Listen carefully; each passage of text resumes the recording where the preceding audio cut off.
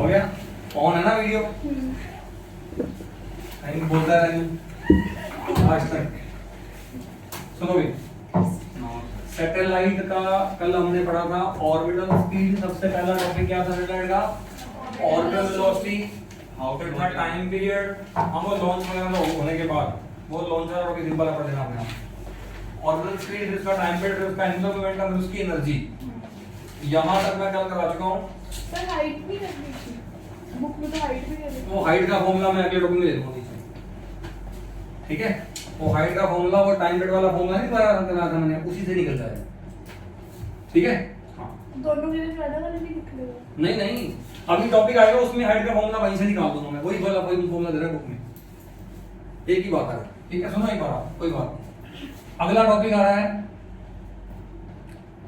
जियो stationery satellite.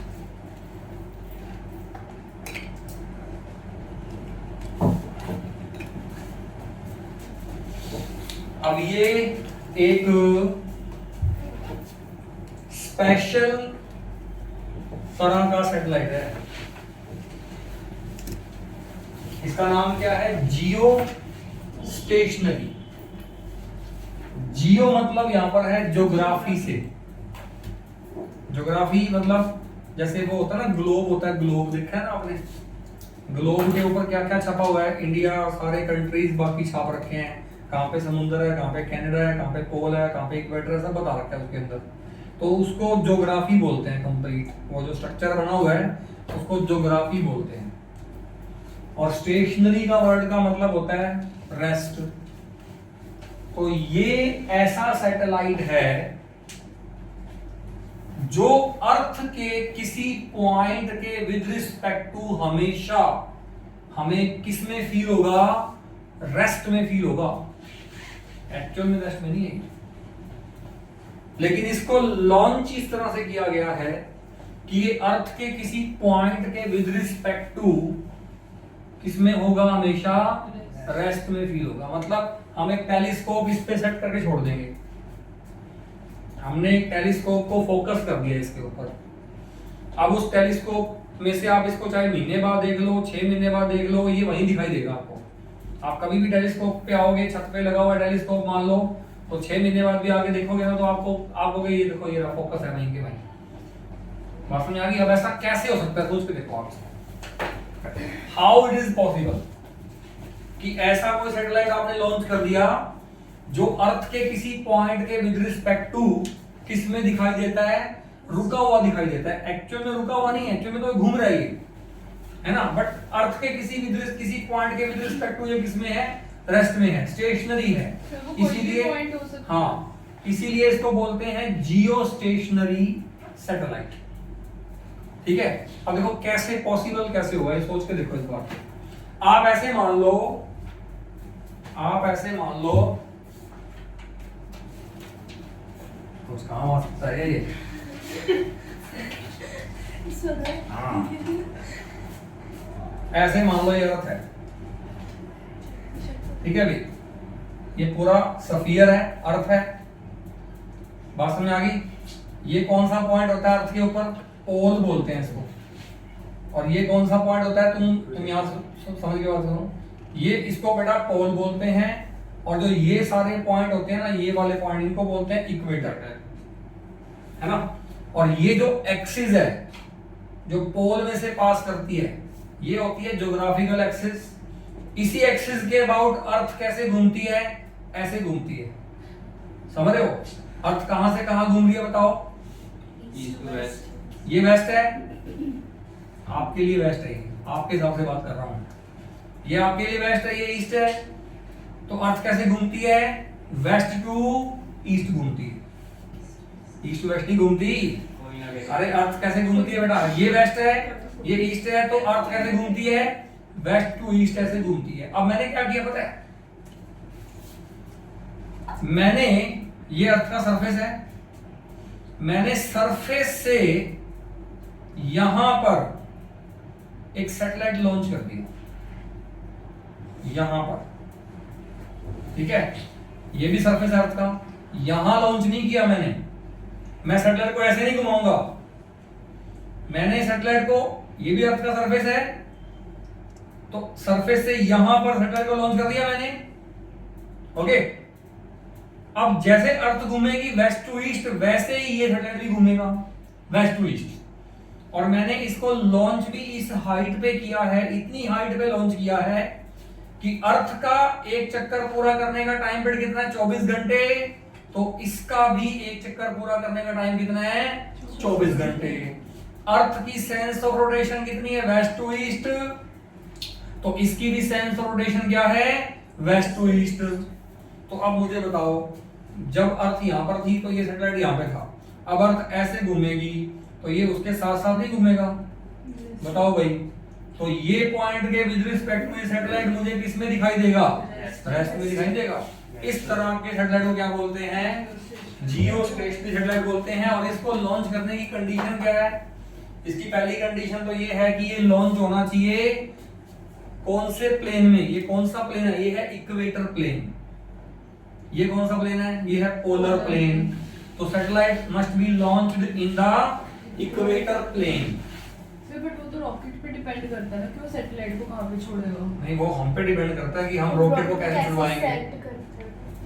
So, वो तो space में जाके वो कहीं भी कैसे भी जाए, कहीं भी कैसे क्यों, हम उसको डायरेक्शन देंगे। अरे यही तो चीजें हैं जो हमारे पास हैं सारी, हमारे पास उसमें डिवाइसेस लगी होंगी, वो सेंसर लगे होंगे, वो डायरेक्शन अपने आप कैच करेगा अपनी, उसमें जीपीएस सिस्टम लगा होगा, ऐसी क्या बात है। So, तो इतने जीपीएस सिस्टम स्पेस में अपने को हाँ, हेल्प करेगा। तो क्यों नहीं करेगा, जब हमारे अर्थ पे कैसे काम करता है ये बताओ। आप अर्थ के किसी मर्जी कोने में चले जाओ, वहां पे जीपीएस चलता नहीं है, तो सैटेलाइट से ही काम कर रहा है वो भी। वो सारा सिस्टम सैटेलाइट से अपने को सारी इमेज मिल रही है, बट वो बहुत फास्ट प्रोसेस है। अरे करेगा क्यों नहीं करेगा, सब करेगा काम, कोई दिक्कत नहीं है। अकॉर्डिंग धरती पे जो जीपीएस चलता है वो सैटेलाइट की हेल्प से चलता है। ऑब्वियसली इसमें सोचने वाली क्या बात है, और कौन करता है उसको, और क्या ये सिर्फ एक्सचेंज से अपनी सारी इंफॉर्मेशन आ रहा है, मैंने भी सोचा। ऐसा कुछ नहीं है। अरे बहुत तगड़ा सिस्टम है, ठीक है। तुमने इलॉन मस्क का नाम सुना है, हाँ सर, किसने नहीं सुना। हाँ किसने सबने सुना किसने- होगा। उसकी कंपनी है स्पेस एक्स, मेरी बात सुनो ज्यादा बढ़िया रहोगे। सर, उसकी इससे कंपनी है चाइना स्पेस है। एक्स, सुना है, उसकी कंपनी स्पेस एक्स अब बहुत सारे अर्थ के राउंड, मतलब कम से कम हजारों में 5-10 हजार सैटेलाइट लॉन्च कर रही है। और उसका जीपीएस सिस्टम मतलब वर्ल्ड का सबसे तगड़ा सिस्टम बनने वाला है। मतलब अभी भी जो है वो कम नहीं है, वो भी बहुत अच्छा है। आप कभी जाते हो, हम सब कुछ ढूंढ लेते हैं गाड़ी पे आराम से बैठे बैठे। आजकल तो सब कुछ जाना आसान हो गया, कहीं मर्जी चले जाओ, कोई दिक्कत नहीं, जीपीएस लगाना होता है बस, किसी से कुछ पूछने की जरूरत नहीं है, खुद का दिमाग लगाओ, उसको देखो, चल पड़ो, कोई दिक्कत ही नहीं है ना। क्योंकि इतने बड़े रास्ते हैं तो हमें थोड़ा पता लगे कि कौन सा रास्ता कहाँ जा रहा है, तो वो सारा जीपीएस में देख के करते हैं। बट इलॉन मस्क और भी तगड़ा सिस्टम ला रहा है, मतलब वो सारा कुछ उसमें प्रॉपर बताएगा और बहुत फास्ट हो जाएगा। कई बार जीपीएस कई बार फेल भी होता है रास्ते में, है ना। और कई बार ऐसा भी होता है, आपने देखा होगा, मैं तो बहुत बार मतलब फील करता हूँ इस चीज को। जैसे मान लो आप ऐसे गए, आगे मेन रोड आ गया, अब जाना आपको इधर है, और वो जीपीएस क्या दिखा रहा होता है कि पहले यूं जाओ, यहाँ से कट मार के ऐसे वापस आओ। बट लड़की जबकि सामने कट है, जाना तो मेरे को ऐसी है ना, तो इतना तो खुद का दिमाग भी लगाना पड़ेगा ना आपको। बट वो उसके सिस्टम में ऐसा नहीं होगा, वो बिल्कुल प्रॉपर बताएगा कि ऐसे मुड़ो ऐसे मुड़ो, समझ रहे हो। So, तो इतनी सारी सैटेलाइट से एक साथ स्पेस के अंदर। अरे स्पेस बहुत बड़ा है, अर्थ का वो तो एक ही है। स्पेस बहुत बड़ा है बेटा। तो अर्थ इतनी बड़ी है, उससे कोई तो सैटेलाइट कहाँ लॉन्च होगा, कहाँ लॉन्च, ये जो सैटेलाइट ये कितनी हाइट पे लॉन्च होता है पता है, 36,000 किलोमीटर हाइट पे लॉन्च होता है ये। अर्थ के बाहर। हाँ, अर्थ की कितनी रेडियस है, 6400, उससे 6 गुना हाइट पे लॉन्च करना है इसको, तब जाके इसका जो टाइम पीरियड बनेगा ना वो 24 घंटे बनेगा। ये जो कितनी हाइट पे लॉन्च कर रहे हो, उस हाइट पे भी डिपेंड करेगा कि इसका टाइम पीरियड कितना है। इसका टाइम पीरियड 24 घंटे चाहिए, तो कितनी हाइट पे लॉन्च कराना पड़ेगा इसको, 36,000 किलोमीटर। वही तो हाइट का फॉर्मूला लगा के मैं निकालूंगा अभी, चलो आगे। तो मैं आपको बता रहा था, सबसे पहली कंडीशन क्या है, इस ये कौन से प्लेन में लॉन्च होने चाहिए, इक्वेटर प्लेन में। इनकी सेंस ऑफ रोटेशन वही होनी चाहिए जो अर्थ की है, that is from west to east. इनका टाइम पीरियड वही होना चाहिए जो अर्थ का खुद की एक्सिस के अबाउट है, दैट इज 24 आवर। और चौथी कंडीशन है कि इनकी जो हाइट है फ्रॉम अर्थ सरफेस वो होनी चाहिए लगभग 36,000 किलोमीटर। वो हम हाइट का फॉर्मूला लगा के निकाल भी लेंगे, ठीक है। तो फटाफट लिखो बेटा, बहुत आसान टॉपिक है। द सैटेलाइट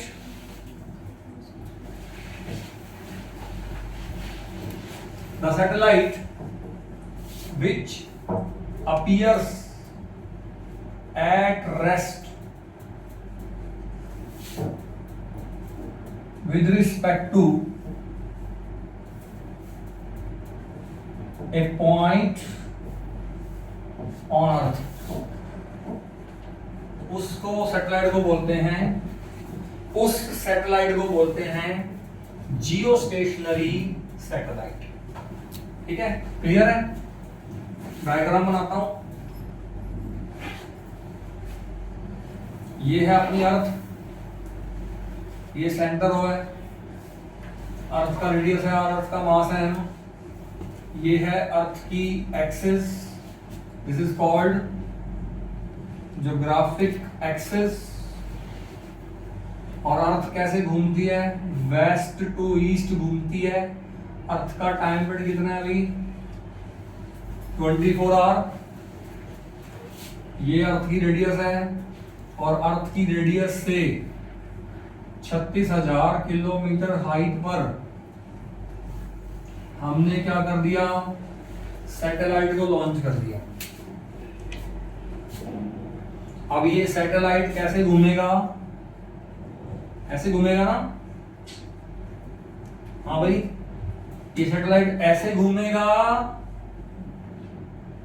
या ऐसे घूमेगा, ऐसे मत घुमा देना कहीं, फिर निरक्ष में तुमको दिखना। अरे ऐसे घुमाओ ना, तो ये होगा प्लेन, इस प्लेन में सर्कल बनाओ ना। फिर ऐसे तुम तो उसको ऐसे घुमा रहे हो, फिर वो तो तुमने ऐसे प्लेन में बना लिया। नहीं बात समझ आई, समझ में आया कि नहीं आया? हाँ, तो इसका डायग्राम ये वाला बनाओ। अब इसमें इसको लॉन्च करने की बताओ कंडीशन क्या है। सबसे पहली कंडीशन है it must be launched in equator plane, है ना। ये जो प्लेन है ना, इसको बोलते हैं equator plane. Number 2, it's sense of rotation should be same as that of Earth about its own axis, that is from west to east.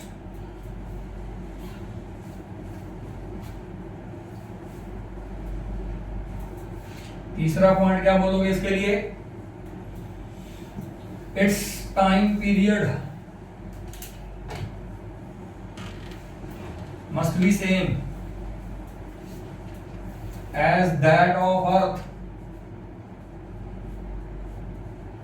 That is 24 hour. और चौथा पॉइंट क्या है, it's height from Earth's surface must be approximately 36,000 kilometre. अब ये पता कैसे लगा मुझे हाइट, तो मुझे हाइट का फॉर्मूला पता है। अभी टाइम पीरियड का फॉर्मूला बताओ, कल मैंने क्या बताया था आपको, 2 पाई अंडर रूट ऑफ, याद है फॉर्मूला क्या था,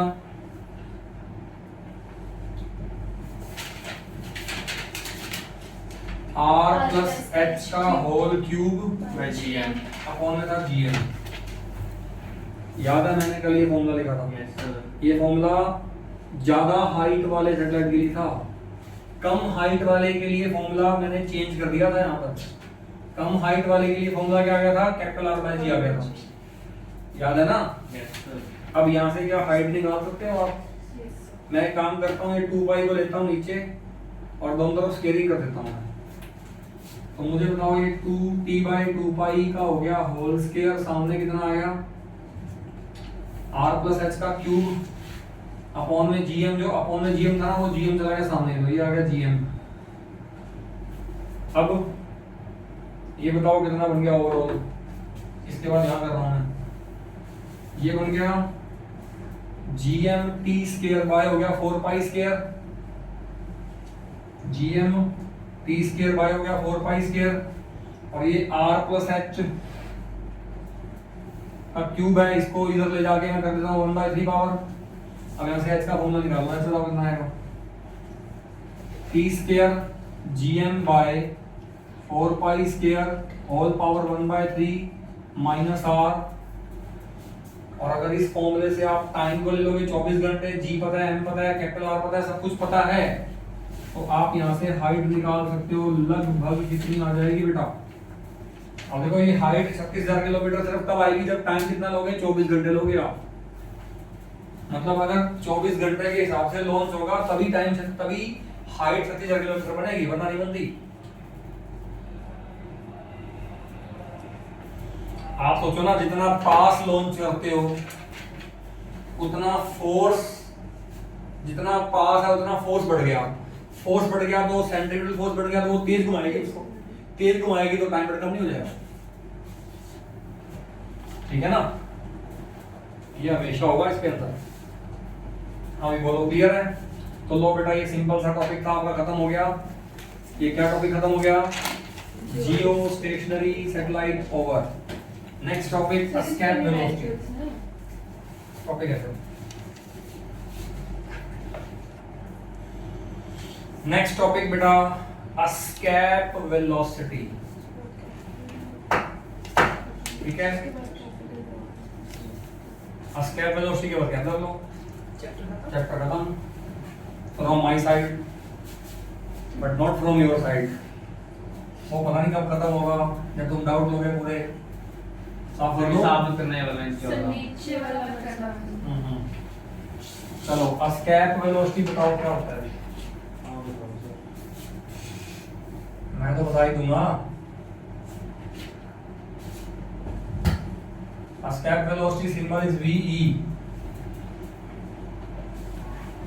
देखो बहुत आसान है, आप कर दो क्या। नो सर, ये वाला करना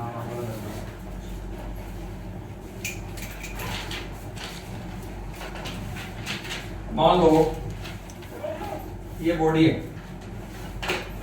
अब देखो एस्केप वेलोसिटी में क्या होता है। ये बॉडी है,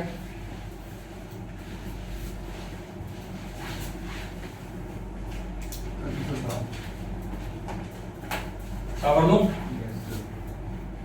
सुनो भी। मान लो ये बॉडी है, मैंने इसको ऊपर फेंक दिया, ये कुछ हाइट तक ऊपर जाएगी, एक पर्टिकुलर हाइट पे जाके रुक के वापस नीचे गिर जाएगी, सही है। फिर मैंने इसको उठाया, दोबारा ऊपर फेंका पहले से ज्यादा वेलोसिटी देकर, तो ये पहले से ज्यादा ऊपर तक जाएगी, फिर वापस आ जाएगी। अब मैंने फिर से वही किया, मैंने फिर से इसको फेंका पहले से और ज्यादा वेलोसिटी देकर, ये फिर से पहले से ज्यादा ऊपर जाएगी, फिर से वापस आ जाएगी। मैं ऐसा करता जाऊंगा, हर बार मैं इसको फेंकूंगा पहले से ज्यादा वेलोसिटी देकर, ये हर बार पहले से ज्यादा हाइट तक जाएगी और वापस आ जाएगी।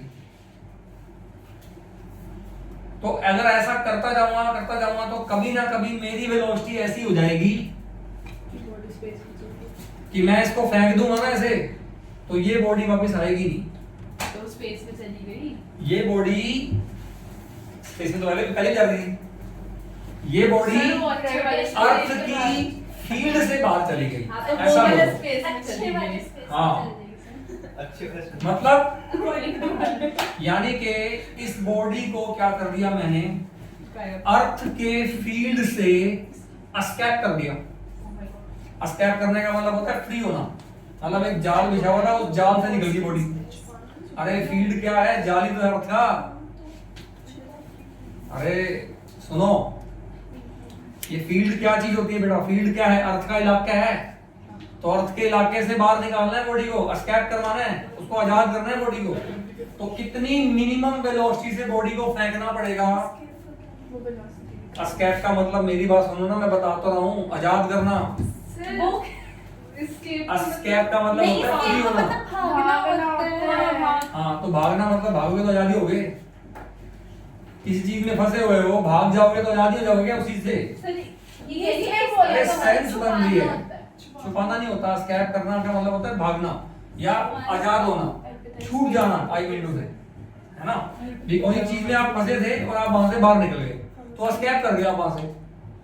तो आपको मिनिमम कितनी वेलोसिटी से बॉडी को फेंकना चाहिए कि वो बॉडी अर्थ की फील्ड से बाहर निकल जाए?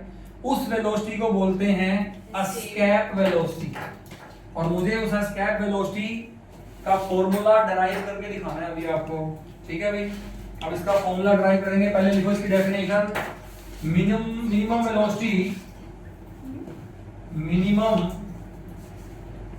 Velocity with which if a body is thrown upward from Earth's surface, then it escapes from Earth's gravitational field. Body को मिनिमम कितनी वेलोसिटी से ऊपर की तरफ फेंका जाए कि वो अर्थ की फील्ड से बाहर निकल जाए, एस्केप कर जाए, उस वेलोसिटी को बोलेंगे escape velocity. Are you getting? अब इसका एक्सप्रेशन निकाल के दिखाता हूं आपको मैं। अब मैं आपको इसका एक्सप्रेशन निकाल के दिखाता हूं, सुनना ध्यान से। एक्सप्रेशन जैसे निकालूंगा ना मैं इसका एक्सप्रेशन जिस तरीके से निकालूंगा उसी तरीके से इसके क्वेश्चन है सेम। मतलब न्यूमेरिकल्स में भी वही टेक्निक लगाता है वो, ठीक है? देखो कैसे करता है।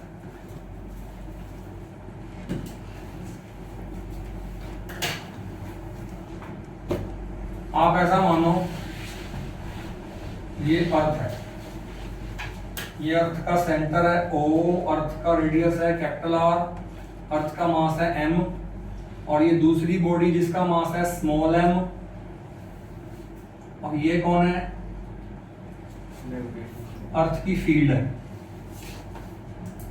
बिल्कुल, ये है ग्रेविटेशनल फील्ड। मैंने इस बॉडी को वेलोसिटी दे दी, वो भी कितनी? Escape velocity. मैंने इस बॉडी को एस्केप वेलोसिटी से फेंक दिया, तो ये बॉडी फील्ड से बाहर चली गई। अरे इससे कम से, अगर इस वेलोसिटी से कम वेलोसिटी से फेंकूंगा तो फिर तो कहीं ना कहीं हाइट पे जाके वापस गिर जाएगी। तो मुझे मिनिमम वो वेलोसिटी बतानी है जिस वेलोसिटी से फेंकने पर ये बॉडी अर्थ की फील्ड को पार कर जाती है। हाँ, अगर इसे ज्यादा से फेंकूंगा फिर तो पक्का ही पार करेगी। ये वो मिनिमम वेलोसिटी जिससे वो बॉडी अर्थ की फील्ड को क्या करती है? जस्ट क्रॉस करती है। और इससे ज्यादा से फेंकूंगा फिर तो क्रॉस पक्का ही करेगी, इससे कम से फेंकूंगा तो नहीं करेगी, इतने से फेंकूंगा तो वो जस्ट क्रॉस करेगी। ऐसे दिमाग में डालो। Are you getting? मतलब इस बॉडी को इस बाउंड्री से जस्ट क्रॉस करवाने के लिए जो मिनिमम वेलोसिटी मुझे देनी पड़ेगी वो है एस्केप वेलोसिटी, और मुझे ये वेलोसिटी निकाल के दिखानी है। तो यहां पर मैं ये मानता हूं कि जब ये बॉडी ऊपर जाएगी ना तो एयर रेजिस्टेंस क्या करोगे? निगलेक्ट कैसे करोगे? क्योंकि वैसे भी अर्थ से कितनी ऊंचाई तक एयर होती है? अर्थ से कितनी ऊंचाई तक एयर होती है? 400 किलोमीटर तक एयर होती है। उसमें से भी मेन जो डेंसिटी की एयर होती है वो कितनी हाइट तक होती है? 50 किलोमीटर तक होती है बस। बाकी का 350 किलोमीटर टाइम पास है, और 400 के बाद तो है ही नहीं। और ये कितना डिस्टेंस है फील्ड का? अरे फील्ड का तो लाखों किलोमीटर का डिस्टेंस है। तो लाखों किलोमीटर में से सिर्फ 400 किलोमीटर तक एयर है, उसमें से भी जो मेन एयर है वो 50 किलोमीटर तक ही है। इसका मतलब फिर डिस्टेंस कितना आएगा? बहुत कम आएगा। तो कर दो निगलेक्ट, वही तो कह रहा हूं। ये बात समझाई? तो एयर का रेजिस्टेंस निगलेक्ट है। एयर का रेजिस्टेंस अगर निगलेक्ट है तो क्या लग जाएगा? एनर्जी कंजर्वेशन लग जाएगा फिर तो। ये बात समझ आई? अगर एयर का रेजिस्टेंस निगलेक्ट है तो आप क्या कहोगे? Total energy at surface will be equal to total energy at infinity. नहीं बोलोगे? अरे ये फील्ड से बाहर जो है उसको क्या बोलते थे तुम? इंफिनिटी नहीं बोलते थे क्या? आप कहोगे सर एयर का रेजिस्टेंस तो निगलेक्टेड है, इसका मतलब जब ये बॉडी यहां से यहां जाएगी तो इसकी एनर्जी क्या हो जाएगी? जीरो। मतलब जितनी एनर्जी यहां थी वो सब खत्म हो गई, यहां पे कितनी बन जाएगी? जीरो। बिकॉज़ इंफिनिटी में एनर्जी कितनी होती है? जीरो होती है। सही बात है क्या? तो मैं कहूंगा फ्रॉम एनर्जी कंजर्वेशन, मैं कहूंगा फ्रॉम एनर्जी कंजर्वेशन, मैं कहूंगा total energy eight earth surface बराबर आ जाएगा टोटल एनर्जी एट इंफिनिटी। अब बताओ मुझे, जब ये बॉडी अर्थ के सरफेस पे पड़ी है तो बताओ इसकी टोटल एनर्जी कितनी है? जब ये बॉडी, हाँ भाई, जब ये बॉडी अर्थ के सरफेस पर पड़ी है तो मुझे बताओ इसकी एनर्जी कितनी है भाई? अच्छा, इसके पास कौन कौन सी एनर्जी है बताओगे? जब ये बॉडी सरफेस पे पड़ी है तो इसके पास वेलोसिटी है, देखो। अरे इसके पास वेलोसिटी है क्या?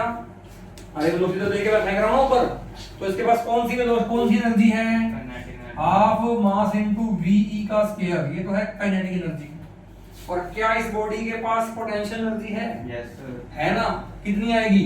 -gmm by R. और आर कौन सा लोगे? ये कैपिटल लोगे, यस सर। और वो नेगेटिव आएगी, आपको पता है। तो वो आएगी -gmm बाय कैपिटल आर, और बराबर इंफिनिटी पे एनर्जी कितनी आएगी? जीरो। अरे नहीं बात समझ में आई क्या?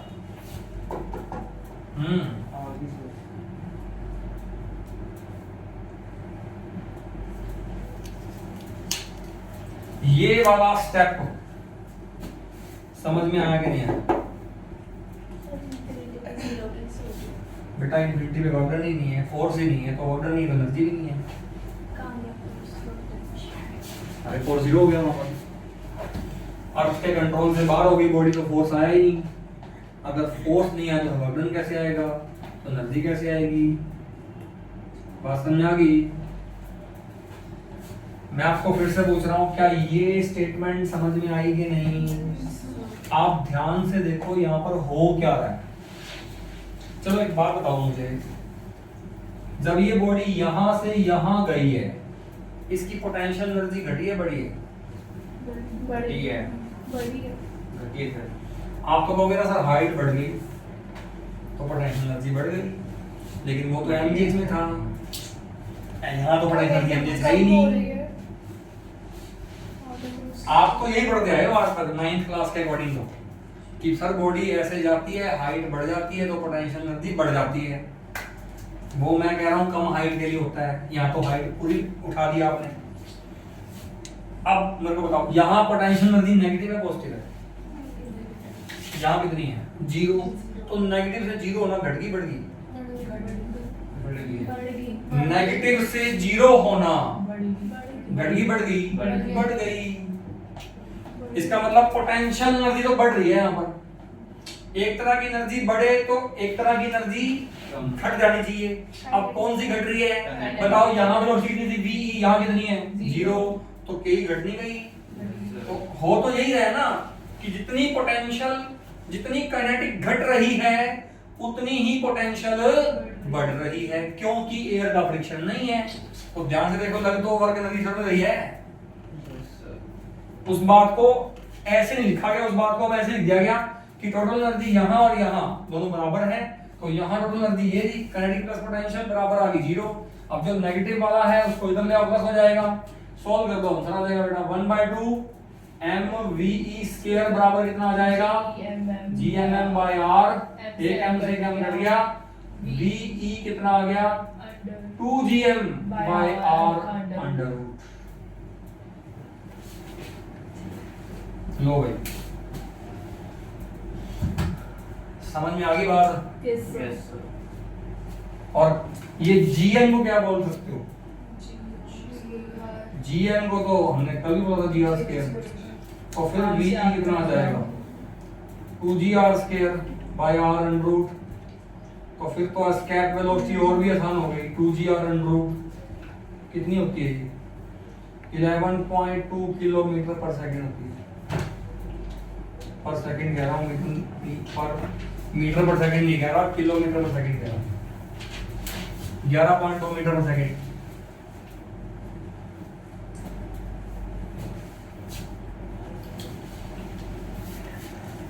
अगर आपको किसी बॉडी को अर्थ की फील्ड से बाहर भेजना है तो आपको उस बॉडी को ऊपर कितने से फेंकना पड़ेगा, 11.2 मीटर पर सेकंड से फेंकना पड़ेगा। आगे बेटा बात समझ में। और जिस बॉडी को फेंकना है क्या उसके मास पे डिपेंड करती है वेलोसिटी? उसका मास तो बढ़ गया। इसका मतलब चाहे आप इस बॉडी को फेंको, चाहे आप इस पूरे टेबल को फेंको, दोनों के लिए वेलोसिटी सेम ही है। अच्छा, फेंकोगे कैसे? कैसे फेंकोगे? Yes sir. जाएगी ऊपर, कैसे फेंकोगे? फेंकेंगे तो रॉकेट से ही। अरे रॉकेट फेंक के आएगा भाई, तुम कैसे फेंक लोगे? इसको रॉकेट के साथ बांधना पड़ेगा। और ऐसा भी नहीं है, देखो जब प्रैक्टिकल चीज होती है ना बेटा, तो वो थ्योरी से बिल्कुल अलग हो जाती है। मैं तो यही मान रहा हूँ कि यही वेलोसिटी वी है, क्या यहाँ वेलोसिटी वी हो जाएगी उसकी? No sir. अरे वी वेलोसिटी बहुत ज्यादा है, इतनी वेलोसिटी एक्वायर करते करते रॉकेट को ही बहुत टाइम लग जाएगा। और जब रॉकेट की वेलोसिटी इतनी हो जाएगी ना, तब रॉकेट अलग हो जाएगा, फिर ये बढ़ी जाएगी अपने आप ऊपर। तभी तो वो दिखाते भी Are you getting? ऐसे हुआ एक्चुअल में, एक्चुअल चीज इज डिफरेंट। आप जो पढ़ रहे हो वो थ्योरी है, लेकिन आपको समझ में आना चाहिए कि एक्चुअली में करते कैसे हैं, ये बताओ जी आपको। अच्छा, कल हमने वीओ का फॉर्मूला पढ़ा था, वीओ का फॉर्मूला वो पढ़ा था रूट जी आर। अरे पढ़ा था क्या? Yes sir. याद ही नहीं होगा लगता है। याद है सर। अच्छा, ये वीओ का फॉर्मूला स्पेशल केस वाला था या नॉर्मल था? स्पेशल ये स्पेशल केस वाला फॉर्मूला था, जब सैटेलाइट पास होता है तब सही फॉर्मूला है। और ये वाला फॉर्मूला तो स्पेशल केस वाला नहीं, ये तो नॉर्मल फॉर्मूला है। तो दोनों में रिलेशन बताओ क्या है? VE बराबर क्या है, 2GR अंडर रूट। तो क्या इसको √2 into √GR बोल दूं? Yes sir. तो VE बराबर क्या आ जाएगा, √2 टाइम्स ऑफ VO आ जाएगा। टाइम है अपने पास? No sir. चलो अभी इसमें थोड़ी सी डिस्कशन है, वो कल करवा दूंगा फिर मैं आपको। और कल कैपिटल लो स्टार्ट करके बेटा, परसों ये चैप्टर खत्म है, 100% बता दिया मैंने आपको। लेकिन फिर से बोल रहा हूँ, from my side, not from your side. जब तक तुम क्वेश्चन करके डाउट नहीं लेते तब तक तुम्हारी तरफ से चैप्टर खत्म नहीं है। और तुम क्वेश्चन के डाउट नहीं लोगे, then I will start unit number 7। Okay sir. ठीक है? अगर तुम ले लोगे डाउट तो ठीक है, नहीं लोगे तो मैं काम कराऊंगा। वेडनेसडे को रेस्ट है। Properties of matter unit number 7। हाँ, पहले सॉलिड आएगा, फिर फ्लूइड मैकेनिक्स आएगी, फिर थर्मल फिजिक्स आएगी। तो मान के चलना 1 महीना, क्या? एक 1 महीना महीना लग जाएगा चैप्टर में, एक चैप्टर में एक महीना यूनिट में। 7th के बाद हम सीधा करेंगे वाले 10th ऑसिलेशन एंड वेव। 8वां 9वां बाद में करेंगे। 8वां 9वां केमिस्ट्री है सारी, थर्मोडायनामिक्स और केटीजे आती केमिस्ट्री में लास्ट में कराएंगे। अरे वो फिजिक्स में आसान है, केमिस्ट्री में वो हेल्महोल्ट्ज एनर्जी, गिब्स एनर्जी वो नहीं है इसमें। फिजिक्स में फिजिक्स वाला थोड़ा इजी टॉपिक आएंगे, वो आ जाएगा समझ में, कोई दिक्कत नहीं। डोंट वरी, ठीक है? हां जाओ जाओ।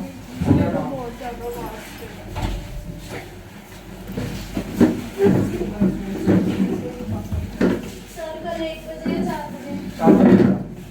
बस परमानेंट टाइम होगा। हां हां, वो ठीक है, 4 बजे।